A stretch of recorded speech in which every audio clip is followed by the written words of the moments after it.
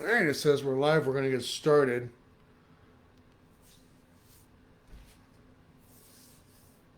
Have you ever stopped to consider the words that God asked Job in Job 33? Now, many people stop reading Job after the first chapter or two because it's a tough read. It's a hard read. It's a dry read. But,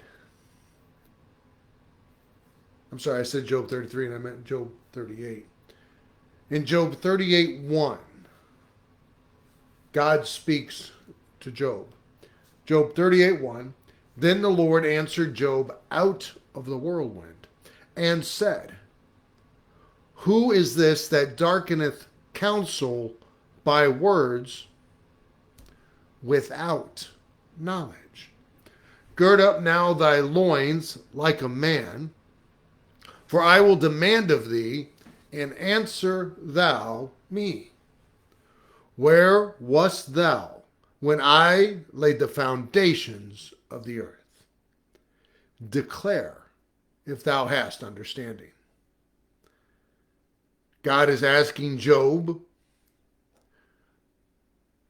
you want to question me? Okay. Where were you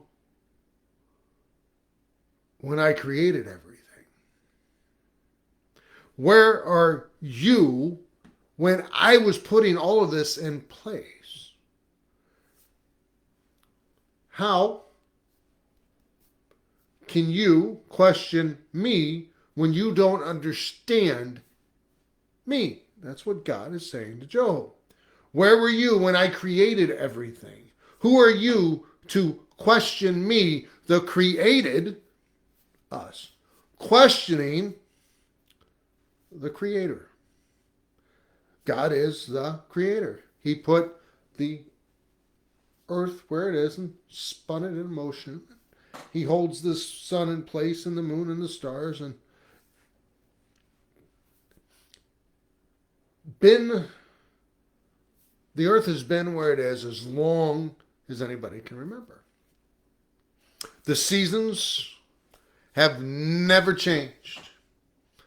Winter, summer, spring, fall, never changed.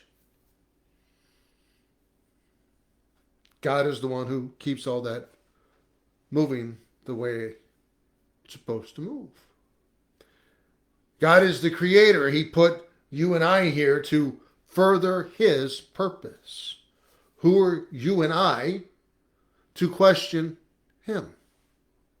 Who are you and I to tell him how to do what he has been doing long before we came onto the scene? It's kind of like when your kids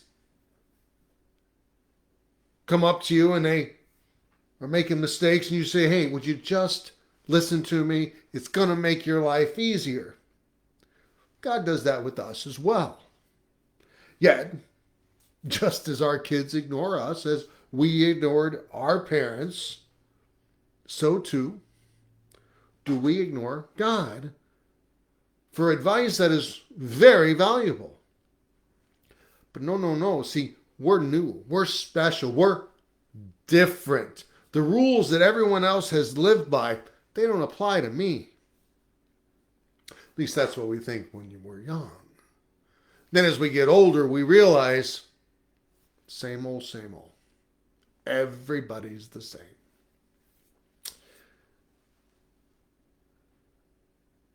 God is not like us. God is God. His ways are not to be known, seen, and understood by us until he decides to give us understanding. You can see this happening in the New Testament. As Christ walked with the disciples, he talked with them, he taught them, but they didn't always understand him. Luke 9:45.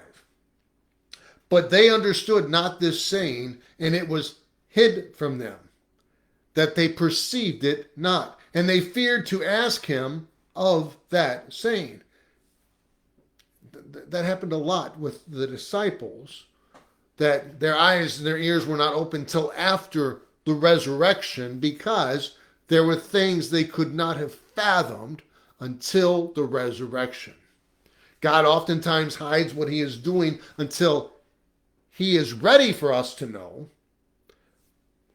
and until we are ready to handle that knowledge.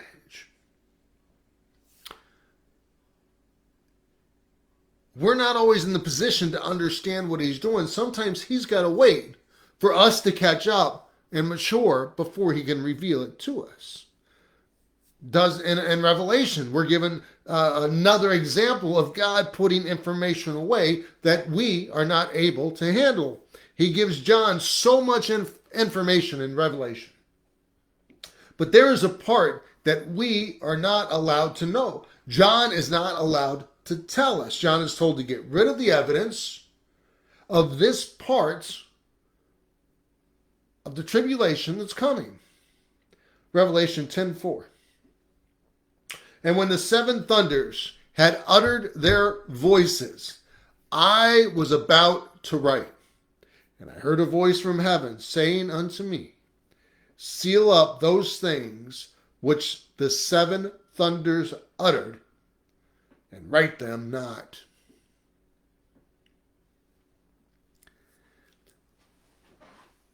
John heard things that we were not allowed to be told. Maybe we couldn't handle it. Maybe we would have tried to make it happen ourselves. Who knows? God is the only one that does. God operates from a position that none of the rest of us could ever understand. He operates from a knowledge that is all-encompassing. He can take past, present, future into account all at once. We can only take full knowledge of the past into account as we make decisions. God, future, present, past. That's what he sees. We see now and past. And even as we're in the now, we don't see everything. We only see what affects us in the present. And we can't possibly know what's coming in the future. That has been proven to us time and again. We cannot know what's coming the next moment, the next hour, the next day.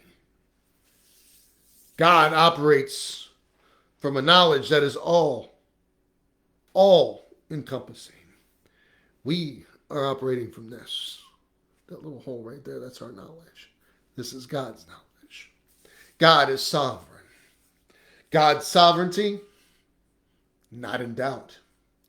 He created the earth, put everything in. Where were you when he was creating the earth? When he was putting things into motion, where were you? You couldn't give your opinion then because you weren't there. I wasn't there. We could not tell him what we thought because he did it without us. We cannot do anything without him. He is sovereign. We are dependent. And here's the truth. Whether you believe it or not, whether you are his or not, whether you give him your heart and your life or not, doesn't matter. He is still God. He is still the sovereign God. He wants your life as his, totally and completely. He wants your church, your family, your work, everything totally as his.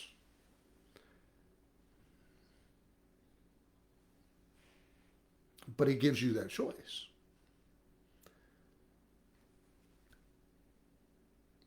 He says, choose me or don't. He gave you the choice.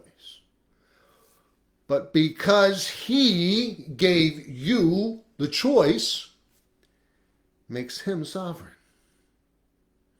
You can't give him the choice of whether or not he's going to do things. He's sovereign. In your life, is he sovereign? Have you given everything to him? Do you serve for his pleasure or because you have to? Do you serve for his pleasure or because mom and dad told you to? Or people are expecting to see you do it? Do you serve because you want to? Or is it because you do it to be seen? Is it because you do it because you're expected to? Is it because of anything other than you want to? He's sovereign. He gave you this choice. But he wants you to serve him because you want to. Because he is God. Because he died for you. Because he loved you first. Because he called you. Because you see he loved you first. He died for you. And he saved you from an eternal hell. And you want to serve him for what he has done for you. That's what he wants. He wants free, voluntary service. He wants you to want him. No more, no less. That's what he wants. He wants gladness. He wants singing. He wants praise. He wants talking and walking with you. Now remember, he is sovereign with or without you. It does not matter which you choose, he is still sovereign. But because he is sovereign, that's why you should want to serve him. He is God. He created us. He put us here.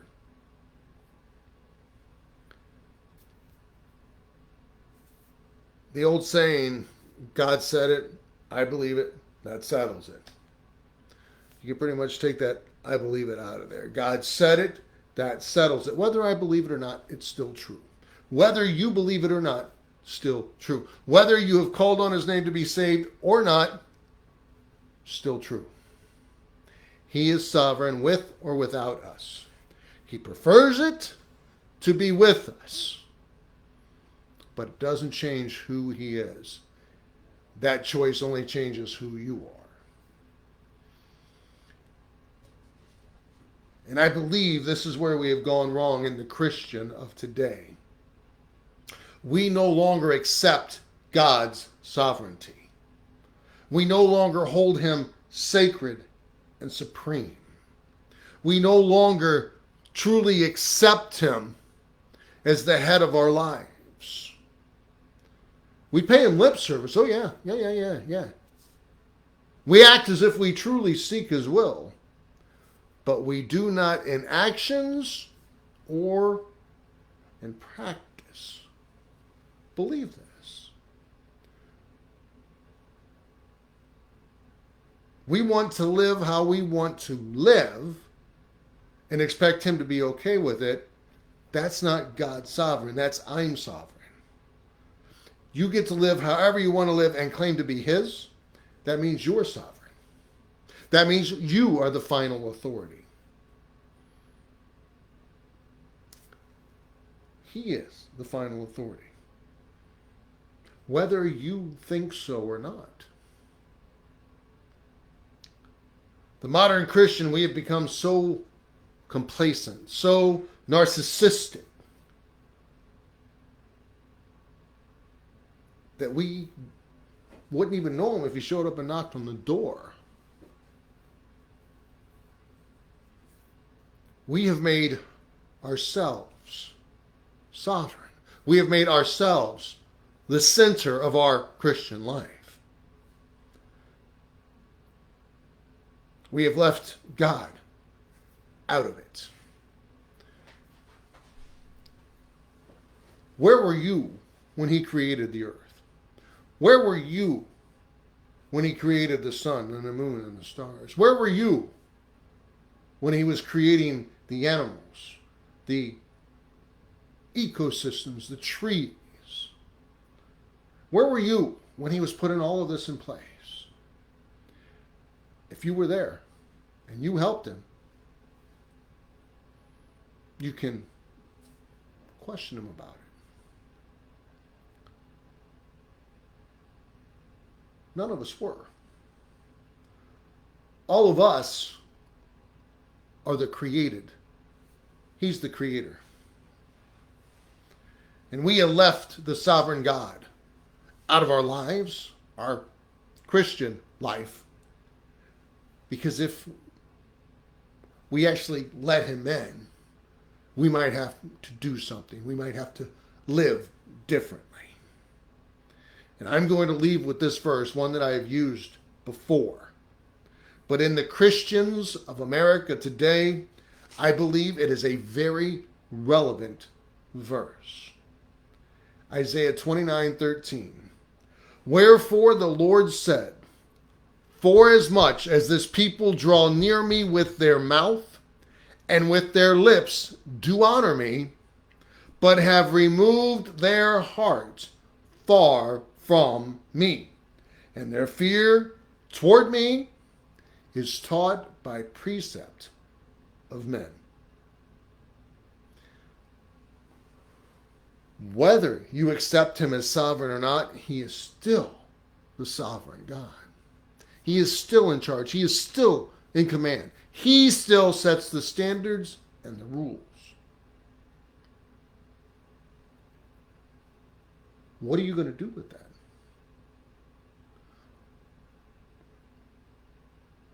Surrendering your life to his will? That's the Christian thing to do.